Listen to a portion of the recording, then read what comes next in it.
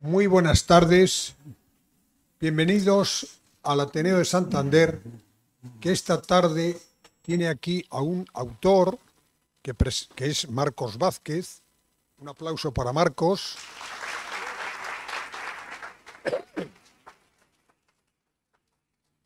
Un autor de muchísimo éxito que además ofrece magníficos consejos para que los que ya somos mayores podamos llevar una vida más activa, más dinámica y con mejor salud.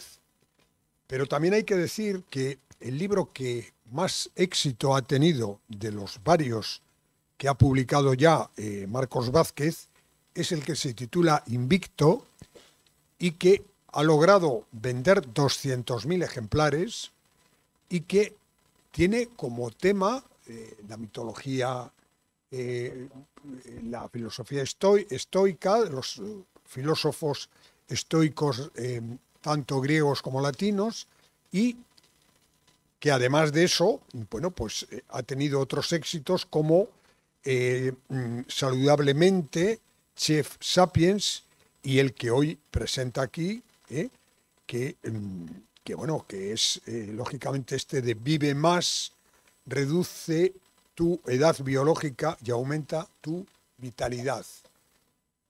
Esto yo lo traduzco como no solo se trata de vivir más años, sino de vivir más años con mucha mejor calidad de vida. Y yo ya sin más les voy a dejar con Marcos Vázquez. Sí decirles que este libro, Vive Más, se está vendiendo en la entrada y que al finalizar la conferencia de Marcos Vázquez, él aquí firmará ejemplares a aquellas personas que lo deseen. Por tanto, pueden adquirir el libro en la entrada y después se lo firman. Y también recordarles que, por favor, apaguen los teléfonos móviles para no interrumpir la presentación. Y finalmente,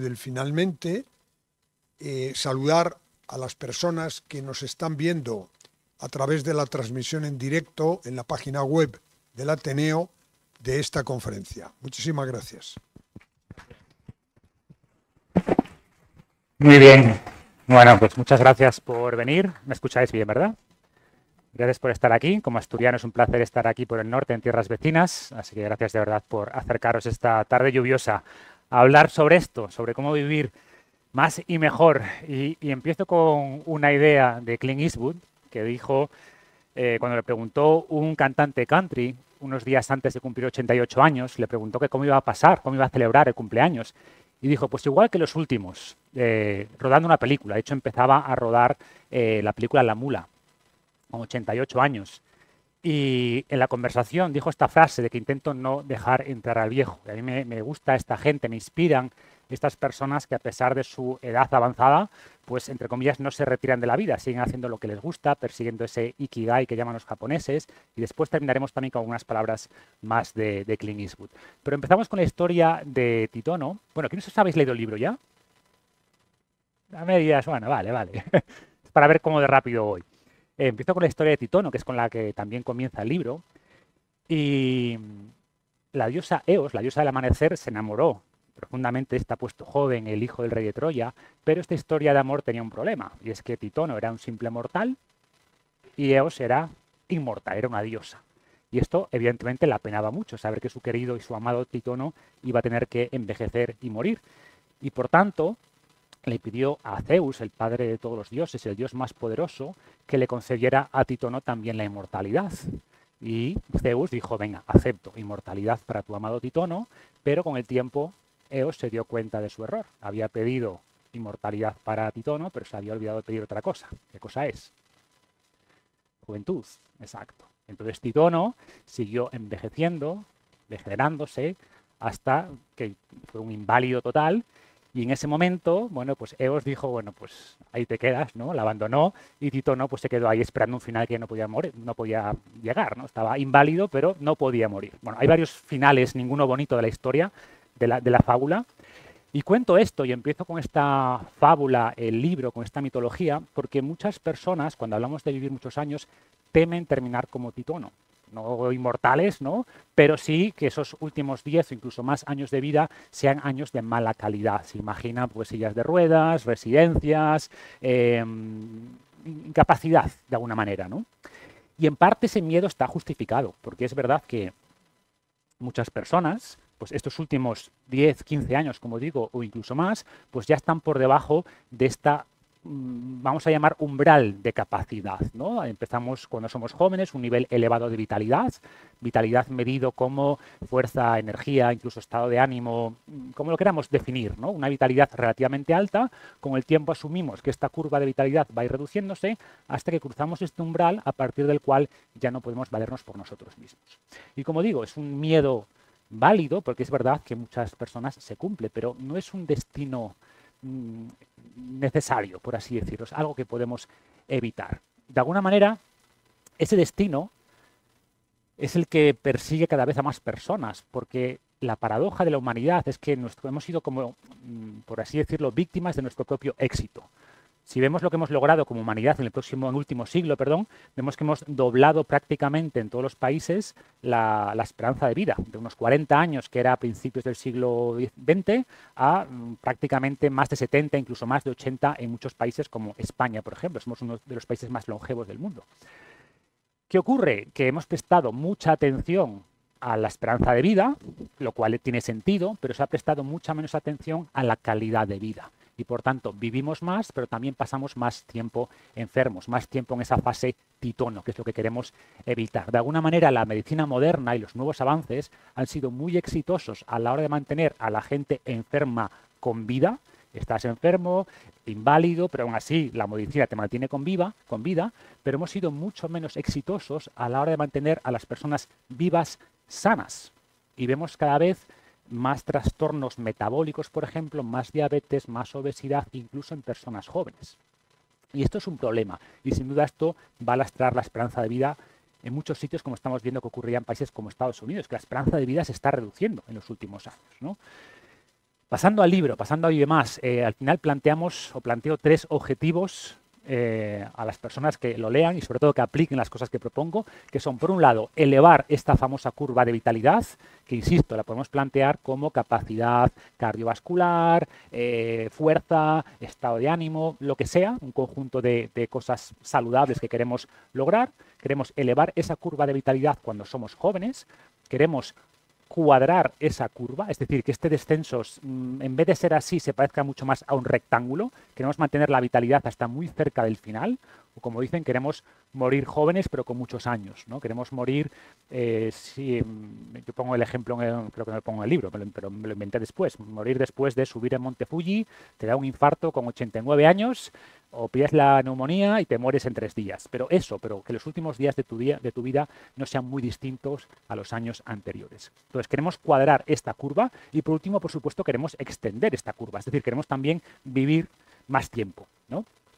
Y estos 3 elementos están muy relacionados, en realidad. Son 3 objetivos, pero muy conectados. Por ejemplo, si somos capaces de elevar esta curva de vitalidad cuando somos jóvenes, por ejemplo, por dar un ejemplo concreto, las mujeres que son capaces de elevar su pico de masa ósea cuando son jóvenes, tienen un 50%, o sea, si elevan el pico de masa ósea un 10%, por dar números concretos, cuando son jóvenes, tienen un 50% menos de probabilidad de una rotura, de una fractura de cadera, después de la menopausia. Es decir, un esfuerzo cuando somos jóvenes, ¿no?, de mejorar esa reserva fisiológica medida como masa ósea, masa muscular, hace que después seamos mucho más resilientes después.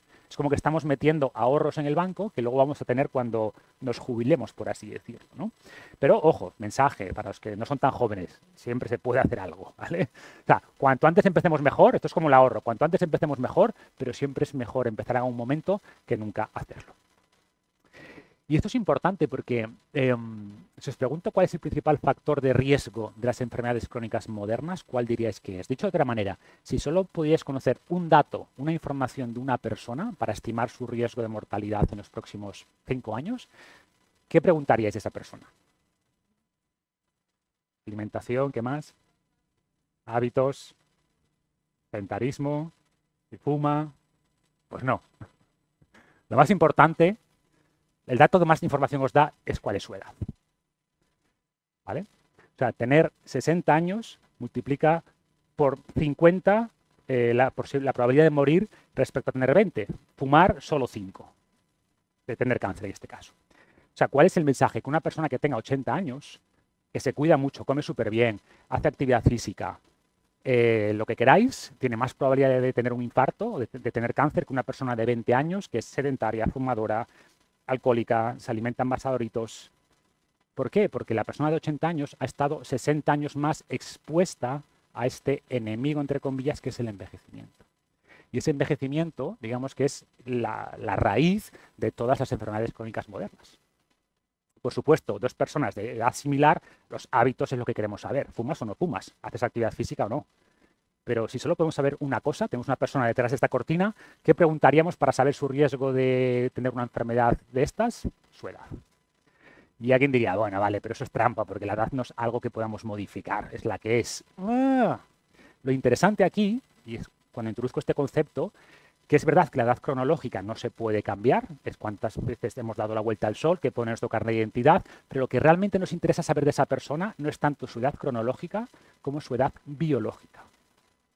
La edad biológica se refiere a la edad, por así decirlo, real de las células, ¿no? Sabemos que dos personas, por ejemplo, el ejemplo que pongo, dos personas de 40 años, edad cronológica, esta es edad cronológica, que no lo pongo, 40 años de edad cronológica, pues una persona que se cuida, hace actividad física, su dieta y todas las cosas que explico en el libro, pues puede que tenga una edad biológica de 30 años. Y otra persona de 40 años, que hace lo opuesto, sedentaria, fumadora, bla, bla, bla, tenga una edad biológica de 50 años. Entonces, aunque ambas personas tengan la misma edad cronológica, en su DNI ponga la misma fecha de nacimiento, la probabilidad de sufrir una enfermedad de una persona que se cuida es más similar a las de personas de 30 años y la de la otra persona es más similar a la de personas de 50 años. Y este es el factor que nos interesa, la edad biológica. Y así como la edad cronológica evidentemente no se puede modificar, la edad biológica es mucho más flexible, es mucho más moldeable. Y no solo podemos hacer que avance de manera más lenta, sino que podemos revertirla. Podemos coger, como se ha hecho muchas veces, muchos estudios, una persona, me invento, de 50 años, con malos hábitos en general, la sometemos a una intervención de actividad física, de nutrición, de hábitos de vida en general, y medimos la edad biológica un año más tarde y vemos que esa persona ha rejuvenecido. No solo que la edad biológica ha avanzado más lento que la cronológica, sino que ha rejuvenecido. Y es un poco la promesa, podemos rejuvenecer. Evidentemente el envejecimiento a día de hoy es un proceso que no podemos, digamos, detener, por así decirlo, pero sí podemos cambiar mucho la velocidad a la que avanza. E insisto, personas cuya edad biológica está muy por delante de su edad cronológica, podemos incluso hacer que esa edad biológica se revierta hasta cierto punto. Y paso ahora el resto de la charla a dar 5 ideas concretas, las voy a pasar más o menos rápido porque me interesa sobre todo el coloquio y el debate, más que contaros aquí el rollo que está en el libro, que os vais a leer todos. Entonces lo que me interesa después es contar esto rápido y dejar un poco más de espacio, pues eso, preguntas, debate, comentarios, que creo que es un poco lo bonito de estar aquí todos juntos en esta sala, ¿no? En este bonito escenario que es el Ateneo. Como comentaba en la presentación, pues en Invicto hablo mucho de la parte más de filosofía, ¿no? Y es curioso que cuando lees a los clásicos, pues al final te das cuenta que dicen verdades que hoy sabemos que tenían mucha razón, ¿no? Y decía, por ejemplo, Séneca, hace unos 2000 años, que ningún árbol crece fuerte si no lo asaltan continuos vientos y que los árboles más débiles crecen en los valles soleados. Y me hizo gracia esta idea del viento, ¿no? Y cómo los árboles más débiles son los que nacen en los valles soleados, porque hay un concepto que se usa mucho ahora en biología, que es el de hormesis. ¿Quiénes sabéis lo que es la hormesis? Unos poquitos, ¿no? Bueno, unos cuantos. La hormesis se refiere a que estresores que en exceso nos dañan, en pequeñas dosis o las dosis adecuadas son beneficiosos. Es decir, algo que en exceso es problemático, que daña la salud, su ausencia también daña la salud. Y la dosis adecuada tiene un efecto positivo en la salud. Y volviendo a la cita de Séneca, esto me hizo gracia la cita de Séneca, porque después cuando vi la historia de Biosfera 2, que fue el complejo más grande, creado, hermético, totalmente hermético, aislado del exterior, que tenía como objetivo tenía como objetivo estudiar la posibilidad de implantar colonias en otros planetas, ¿no? En el espacio. Y cogieron a estos 8 investigadores científicos que me suenan, o sea, tienen esta pinta de V. ¿Quiénes habéis visto V? Los mayores, ya tenéis cierta edad, ¿no? Este era Donovan, esta sería, ¿cómo se llamaba la Diana? Exacto, ¿no? Y el resto, si no sabéis quién es esto, pues no habéis tenido infancia, ya lo siento. Sois demasiado, tenéis una edad cronológica muy pequeña, ¿no? Bueno, cogieron a estos 8 investigadores, los encerraron en esta gran estructura acristalada y la idea era, bueno, tenéis que sobrevivir aquí porque vamos a simular durante 2 años vuestra vida en Marte para ver qué problemas surgen, si somos capaces de criar, tenían que criar sus propios alimentos, tenían que plantar árboles, plantas, criar animales. Y, por ejemplo, los árboles pues se dieron cuenta de que crecían bien, de hecho crecían más rápido al principio, pero después, con el tiempo, se doblaban y finalmente colapsaban. Y se dieron cuenta de que esos árboles crecían débiles y morían jóvenes porque no habían estado expuestos al viento. Y cuando estudiamos biología nos dicen que bueno, las plantas requieren los nutrientes y la fotosíntesis y el sol, pero también viento. En ausencia de viento crecían débiles, ¿no? Y algo similar ocurre con nosotros, como explico normalmente, ¿no? Que nuestros genes están mejor adaptados a la escasez que a la abundancia. Y al vivir en un entorno tan abundante, donde tenemos tanta comida a todas horas y estamos tan protegidos del frío, del calor, de la intemperie, pues esto de alguna manera nos debilita. Somos como árboles que ya no estamos sometidos al viento. Pues, de nuevo, recordad el concepto de hormesis. Un viento demasiado huracanado arrancaría también de cuajo el árbol. Buscamos esa dosis adecuada de viento, ¿no? Y esto lo comento porque muchos estudios recientes indican que una forma de vivir más es exponernos a estos pequeños estresores. De hecho, lo que sorprendió a los primeros investigadores de longevidad es que la forma de hacer vivir más a ciertos animales, desde gusanos a moscas a ratones, no era protegiéndolos, dándoles mucha comida o toda la comida que quisieran, no, era fastidiándoles. Era vamos a hacer que coman menos, vamos a quitarles comida, vivían más. Vamos a exponerlos a calor, vivían más. Y a frío, vivían más. Quitamos un poquito de oxígeno, vivían más. O sea, como que la forma de vivir más era de alguna manera exponiendo a estos animales a ciertas adversidades. Insisto, en la dosis adecuada. Si le quitas mucho alimento, se mueren, ¿no? Y en el caso de humanos, pues algunos estresores que se han visto que nos ayudan a vivir más son cosas como la sauna. Algo muy estudiado pues, en Finlandia, en países nórdicos. El sol. La gente que se expone más al sol vive más, pero también es verdad que si te pasas con el sol, produce fotoenvejecimiento, más riesgo de cáncer de piel. ¿Cuál es la dosis hormética, ¿no? A la que tenemos que exponernos? Lo mismo con la exposición al frío. Las personas que se bañan ahí, ¿no? Personas mayores que vemos ahí en la playa, seguramente aquí también en Santander, ¿no? Que se bañan ahí invierno, suelen ser personas mucho más vitales que las que están en su casa y protegidos a 25 grados en pleno enero, ¿no? Con la calefacción puesta. Cosas como la altura. También las personas que se exponen a altura con frecuencia, estudios que se han hecho en zonas como los Andes de América o la zona de los Himalayas, pues a igualdad de hábitos, vemos que las personas que viven un poquito más, en zonas un poco más altas, tienden a vivir más, a tener menos enfermedades. En parte tiene que ver con ese pequeño estresor que supone la altura, ¿no? Y de hecho, si hablamos de cuál es el estresor o la adversidad que más beneficios tiene según la ciencia es la actividad física. Si lo pensamos, la actividad física es un estresor, produce daño en el cuerpo, ¿no? De hecho, siempre digo que si tú vas al médico después de una sesión dura de actividad física, te meten en urgencias. Dice, presión arterial 220, la frecuencia cardíaca por las nubes, inflamación, bueno, usted se va a morir, ¿no? Y sin embargo, exponernos a ese daño, entre comillas, a ese estrés que supone la actividad física, el ejercicio, sobre todo ejercicio intenso, pues al final sabemos que es uno de los mayores elixires de la juventud conocidos. Y esto tampoco es algo nuevo. Volvemos a los clásicos, a Sócrates.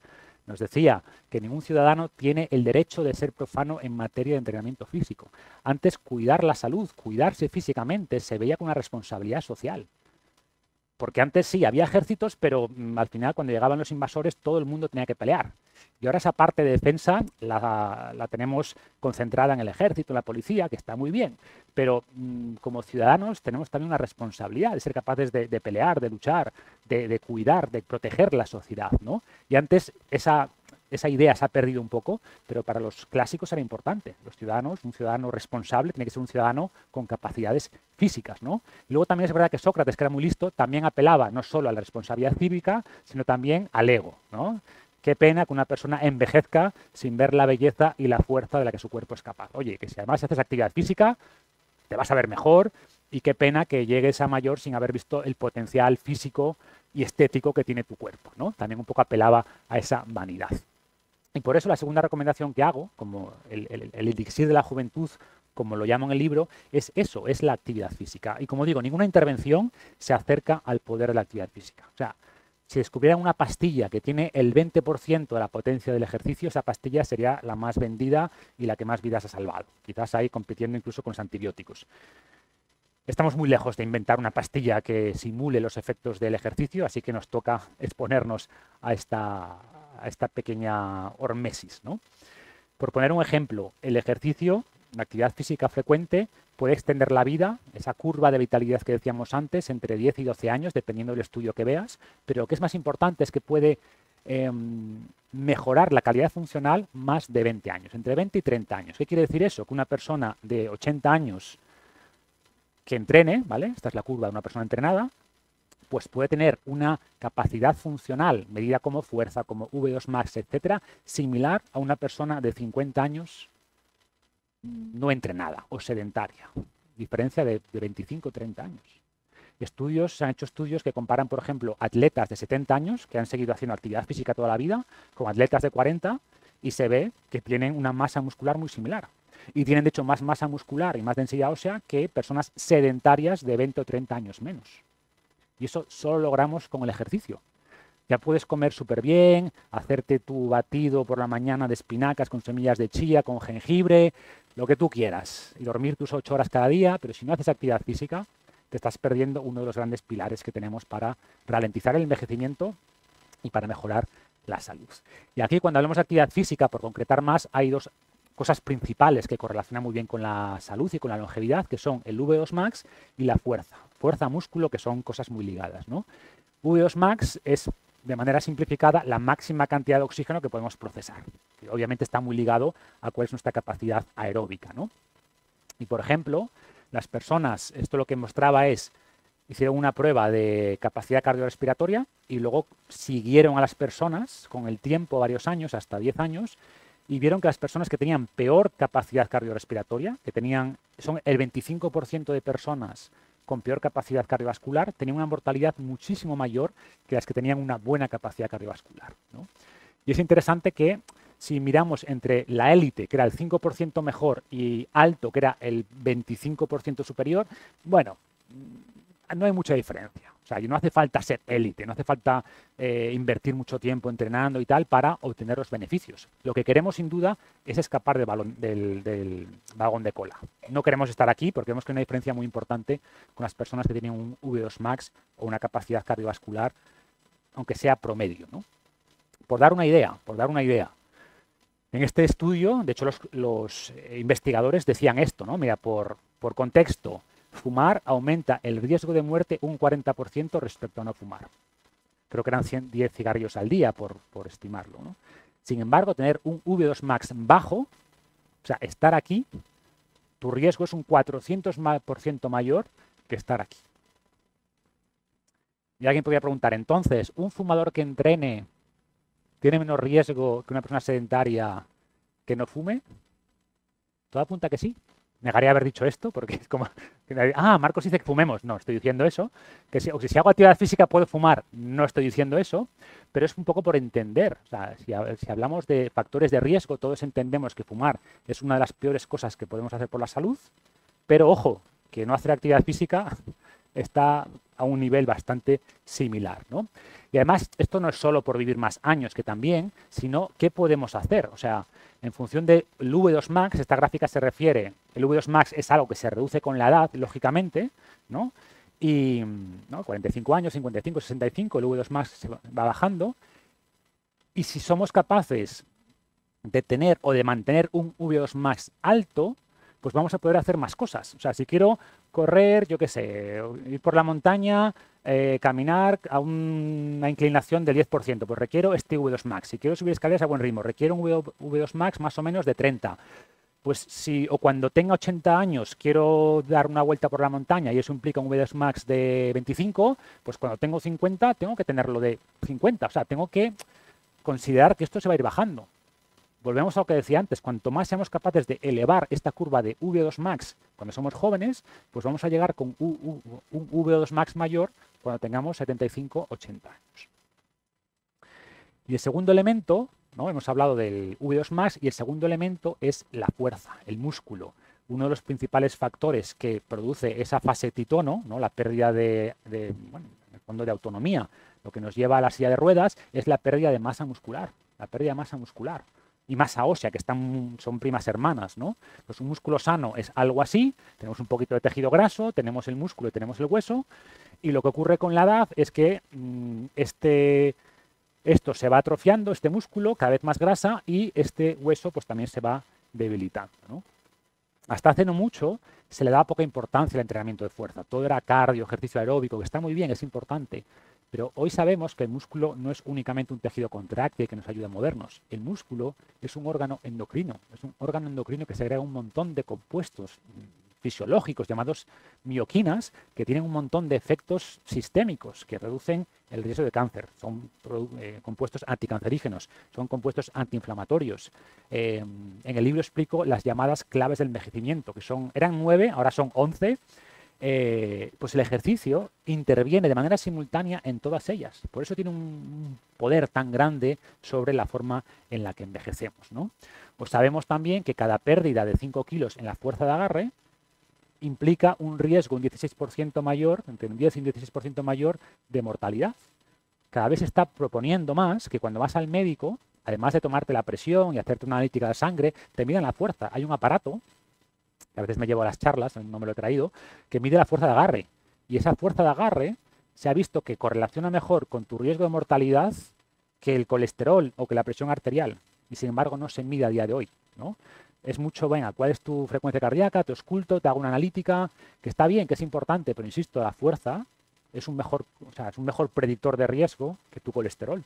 Y no le prestamos atención a estas cosas, ¿no? Entonces, si medimos a una persona cada año su fuerza y vemos que esa curva baja muy rápido, es una señal de alarma. Cuidado, que aquí está habiendo una pérdida de masa muscular muy importante y esto correlaciona de manera muy directa con el riesgo de enfermar, ¿no? E incluso en personas jóvenes, ¿eh? Este estudio se hizo en personas de 40 años, 40 y pico, jóvenes, y se vio, eran hombres, que las personas, los hombres en este caso, que más flexiones podían hacer, ¿no? Tenían una mortalidad muy inferior en los siguientes años a los que podían hacer menos de 10 flexiones. Y además veis que las gráficas, esta gráfica de fuerza es muy similar a la que vimos de V2 Max, ¿no? Que entre ser bueno y muy bueno, hay poca diferencia, pero lo que no queremos es estar aquí. Hay una diferencia muy grande, ¿no? Cuando perdemos mucha fuerza es una señal de que algo no está bien, y queremos mantener esa fuerza. O el ejemplo que decía antes de las mujeres, ¿no? Aquellas mujeres que hacen actividad física y sobre todo entrenamiento de fuerza, son capaces de construir más masa muscular y ósea cuando son jóvenes y su riesgo después de la menopausia se reduce muchísimo porque están aportando reserva fisiológica, ¿no?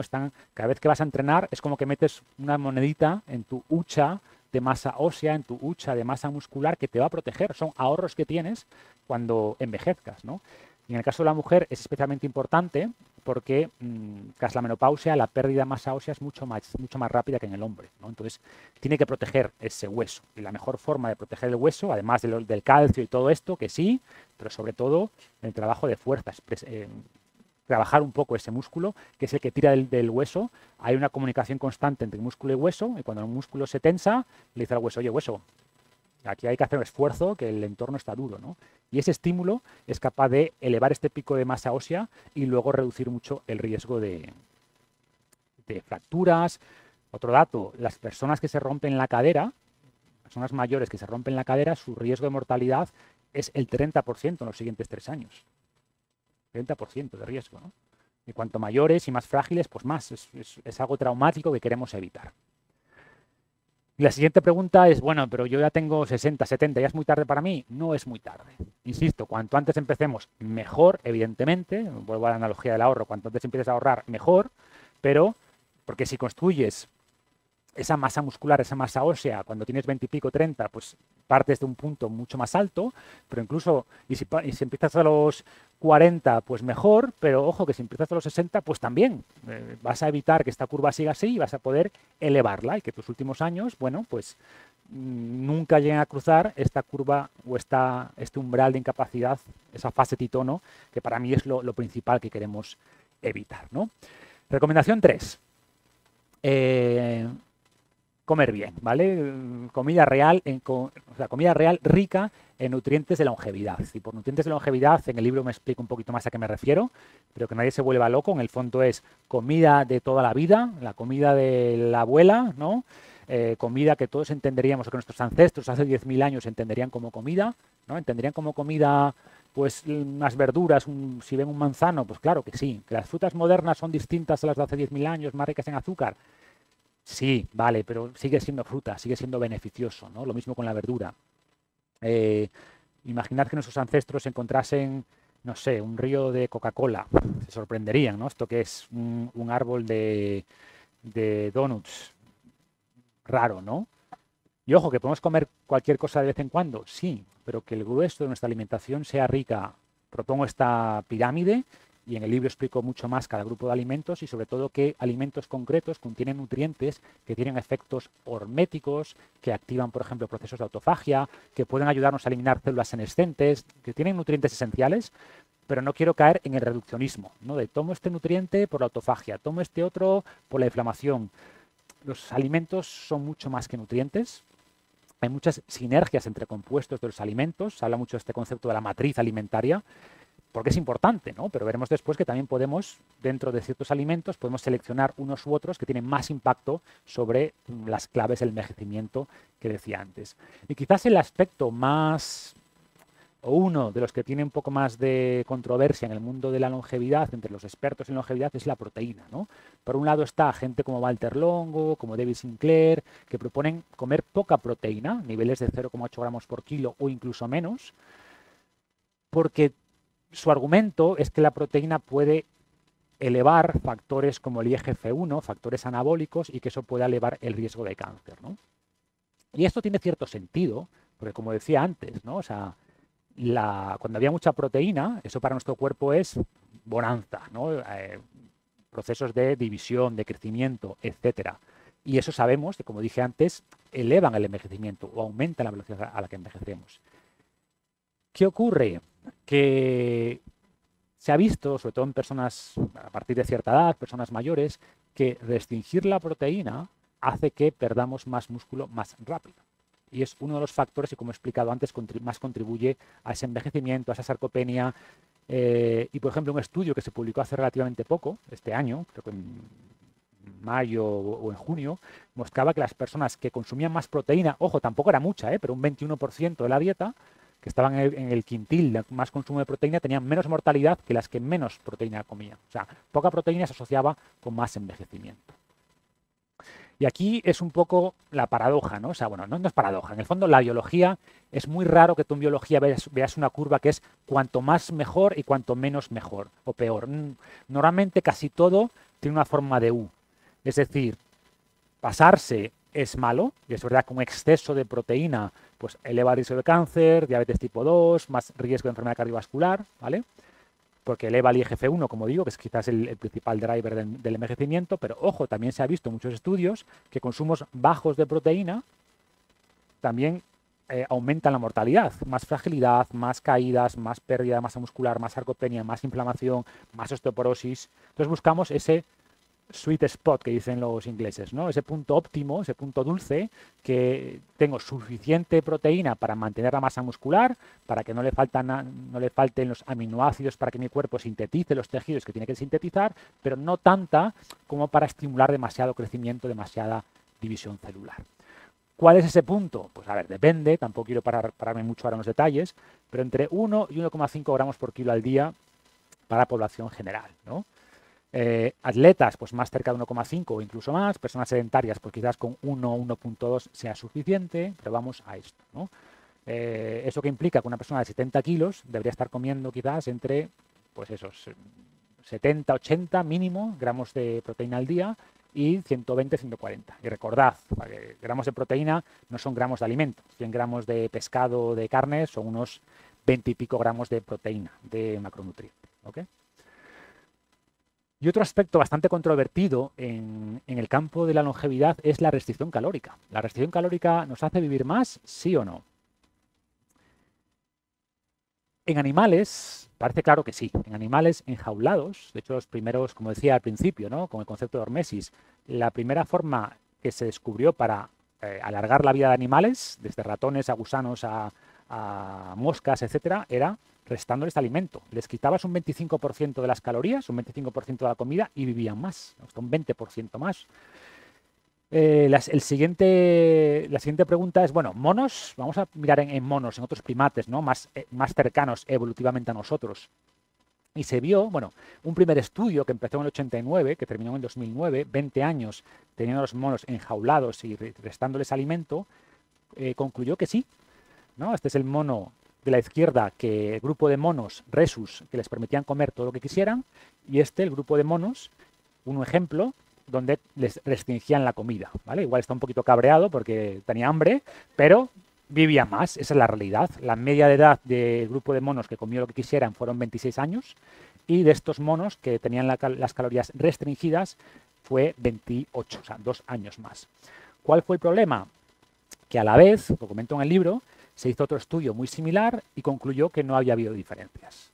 Y dijeron, millones de dólares de aquí tirados, tantos monos encerrados 20 años y unos dicen que sí, otro que no. Bueno, pues los investigadores se sentaron a ver cuáles eran las diferencias de metodología de los estudios, que esto ocurre mucho en la ciencia, y vieron que había varias diferencias. Una de las principales es que la alimentación de este estudio, de los monos donde sí se vio que había diferencia, era una dieta mucho más procesada, era una dieta donde había hasta un 40% en base a azúcar. Mientras que en el caso del estudio donde no se vio diferencia, era una dieta mucho más, entre comillas, real, basada en comida real, ¿no? Y dado que la comida era menos procesada, también los monos de ese otro estudio comieron mucho menos que estos monos.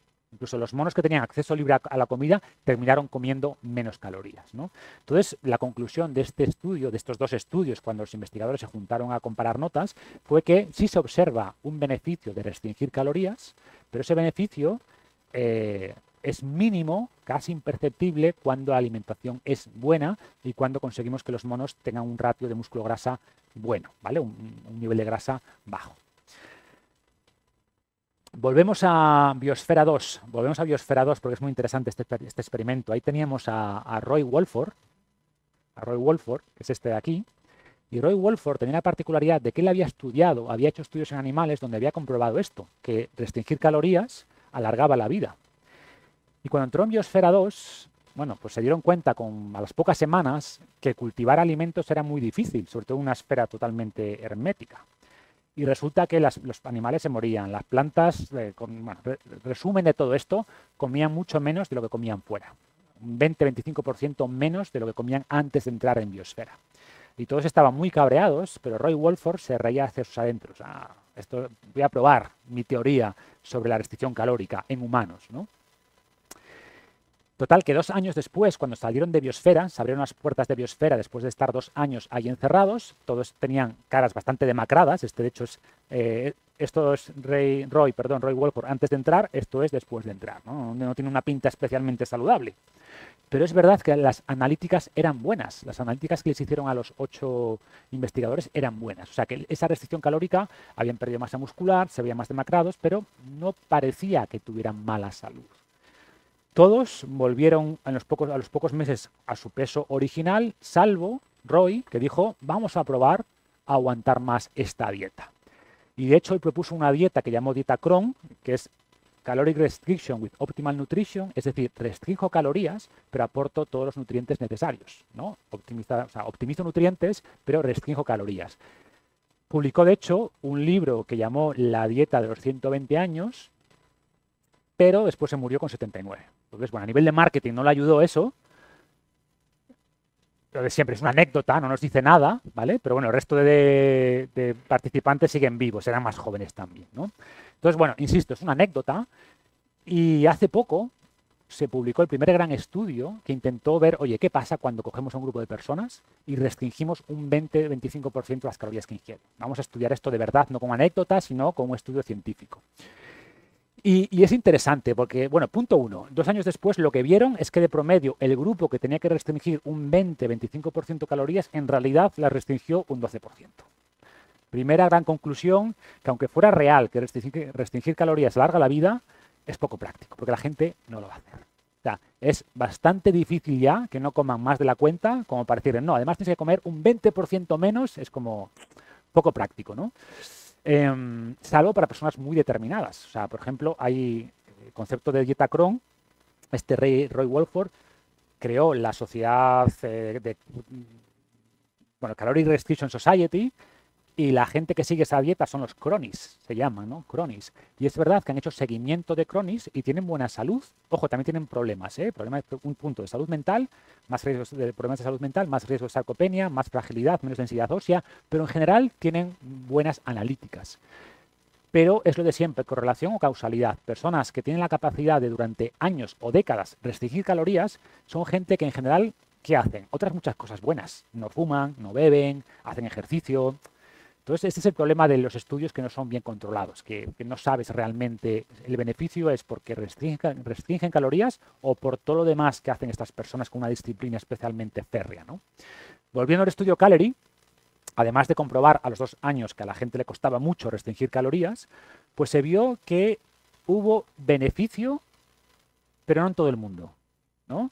Que algunas personas mejoraron varios indicadores de salud, se usaron relojes epigenéticos para medir su edad biológica y se vio que efectivamente un grupo de personas redujo su edad biológica, mejoró, pero ¿qué personas eran? ¿Quiénes pensáis que eran? ¿Qué característica tenían las personas que mejoraron con restricción calórica?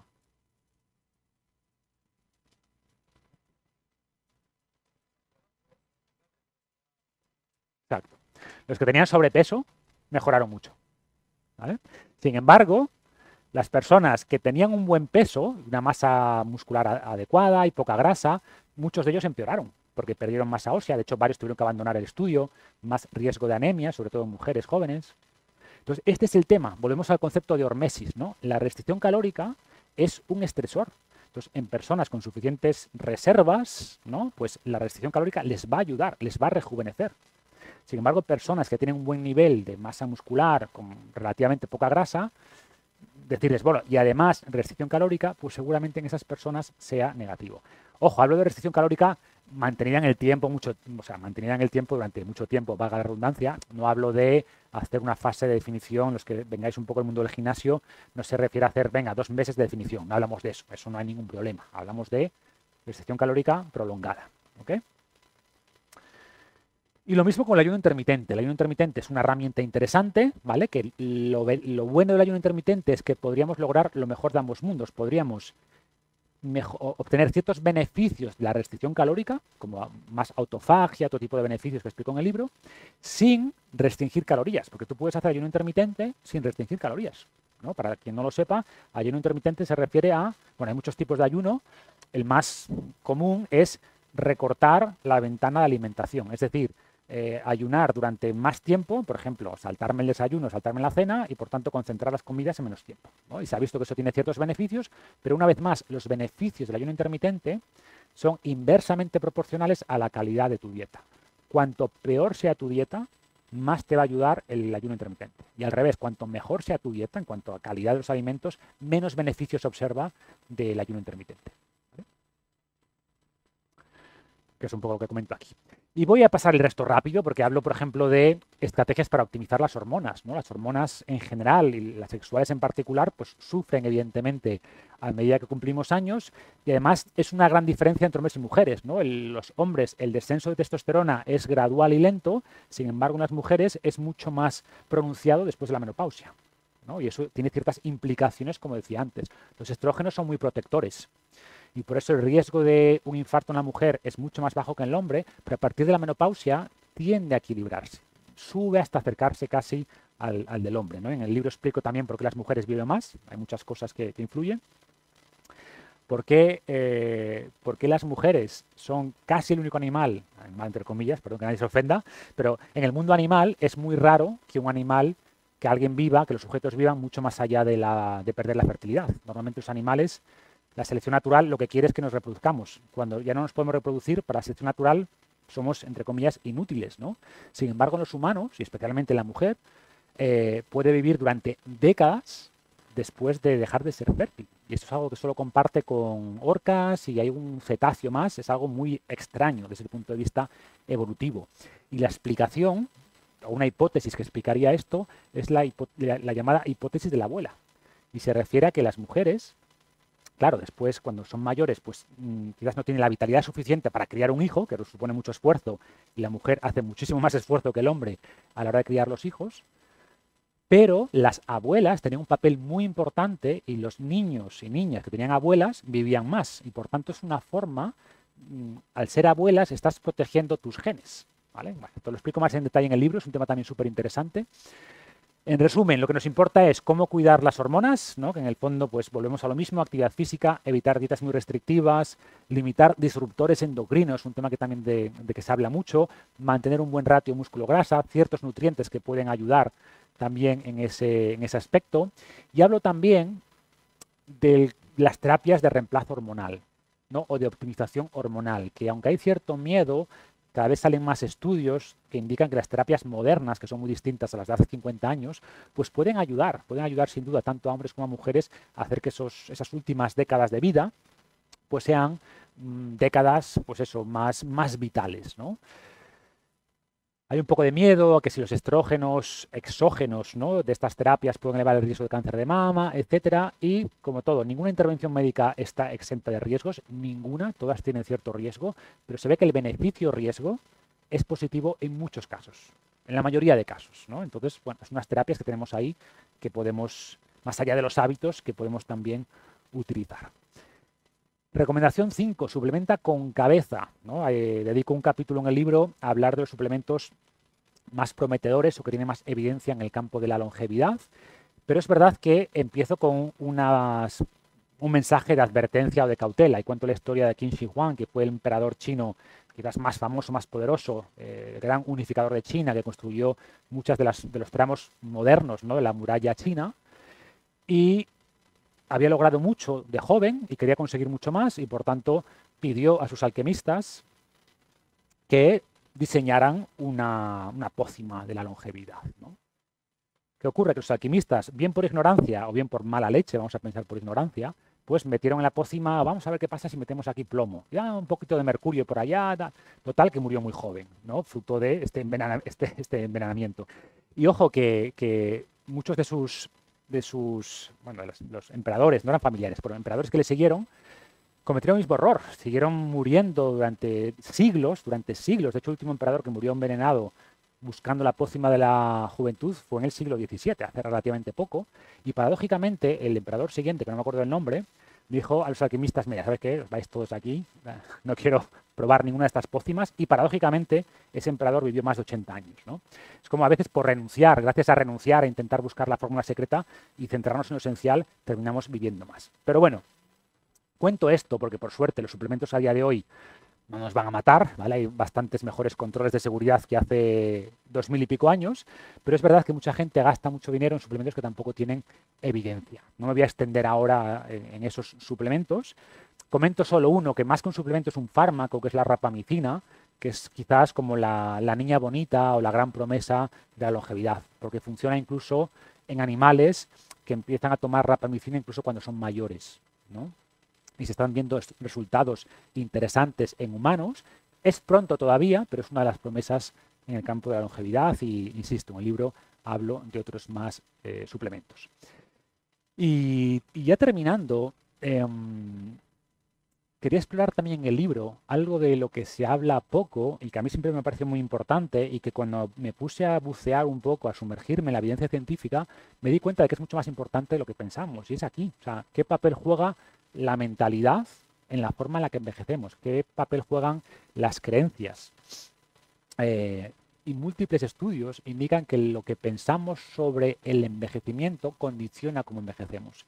que las personas que tienen creencias negativas sobre el envejecimiento, que piensan que envejecer implica, pues eso, decrepitud, implica silla de ruedas, implica tal, envejecen más rápido, una especie de profecía autocumplida, que las personas que ven el envejecimiento como nuevas oportunidades, como nuevas experiencias, como sabiduría, como perspectiva, como etcétera, ¿no?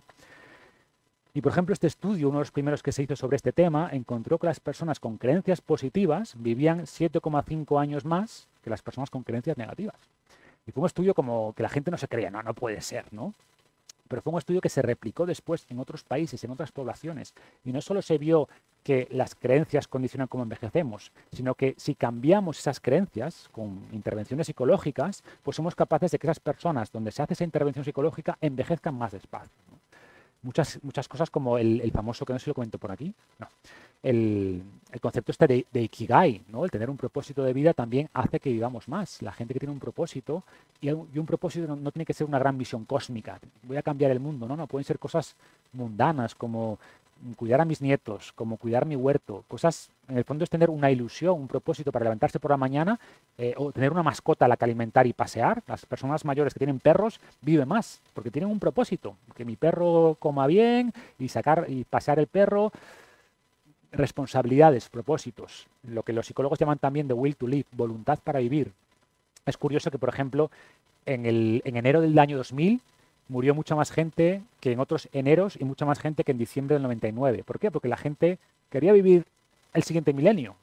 Entonces, no estoy diciendo que podamos decidir cuándo morimos con la mente, no es eso, pero que tenemos ahí esa capacidad, ¿no? O hay un montón de anécdotas de personas que están en el lecho de muerte, pero hasta que no llega ese familiar, ese hijo a verles, no se mueren. Aguanta ahí y ya cuando se despiden, se mueren, ¿no? Tenemos mucha capacidad de controlar ese proceso. Y hoy los estudios nos dicen además cómo funciona eso. Por ejemplo, se ve que las personas con creencias negativas sobre el futuro, que se preocupan demasiado por el futuro, etcétera, etcétera, estas rumiaciones y estos miedos y estas preocupaciones elevan la inflamación, elevan el estrés, el cortisol, y estos elementos son drivers, o sea, aumentan la velocidad a la que envejecemos. Es decir, no solo conocemos los datos, que si crees que vas a envejecer mal, sino que conocemos los mecanismos fisiológicos a través de los cuales eso ocurre. Y ya por cerrar, termino el libro con una reflexión sobre Cronos versus Kairos. Los griegos tenían dos dioses del tiempo. Tenían el dios que todos conocemos, Cronos, que era el tiempo lineal, ¿no? El dios de las estaciones, etcétera. Pero también había otro dios, Kairos, que es una visión más cualitativa del tiempo, que tiene que ver con la experiencia de vivir y con ese momento que parece una eternidad, o con ese tiempo, o con lo contrario, una eternidad que parece un momento, ¿no? Y hago esta reflexión porque no se trata solo de vivir más años, sino de disfrutar la vida, de tener más experiencias. Hay gente que quiere vivir muchos años y luego no sabe qué hacer un domingo por la tarde, ¿no? Es como vivir más para qué, de alguna manera.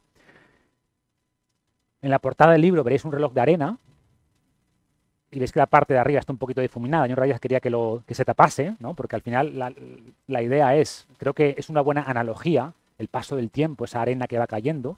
Sabemos cuánta arena ha caído, no sabemos en realidad cuánta arena queda. Eso es una incertidumbre, puede que nos queden un par de granitos, 200.000, no lo sabemos. Lo que podemos hacer es disfrutar el grano de arena que cae hoy, es lo único que podemos controlar, por así decirlo, ¿no? Y cerramos también con las palabras de Clint Eastwood con las que empezamos. En realidad, Clint Eastwood, además de decir no dejes entrar al viejo, dio todo un pequeño discurso y decía que su secreto para mantenerse con vitalidad era el mismo que desde el 59, mantenerse ocupado, no dejar entrar al viejo en casa, ¿no? He tenido que sacar a ese viejo a rastras porque el tipo ya estaba cómodamente instalado, dándole el coñazo a todas horas, sin dejarle espacio para otra cosa que no fuera la nostalgia. Decía, hay que mantenerse activo, vivo, feliz, fuerte, capaz. Está en nosotros, en nuestra inteligencia, actitud y mentalidad. Somos jóvenes con independencia del carnet de identidad. No dejo entrar a ese espíritu viejo, criticón, hostil, envidioso. Hay que darle la espalda al viejo murmurador, lleno de rabia y quejas, de falta de valor, que se niega a sí mismo que la vejez puede ser creativa, decidida, llena de luz y de proyección. Envejecer puede ser agradable e incluso divertido si sabemos cómo emplear el tiempo, si estamos satisfechos de lo que hemos logrado y si seguimos conservando la ilusión. Y eso le llama a él no dejar entrar al viejo a casa, y me parece una buena forma de terminar, ¿vale? Muchas gracias.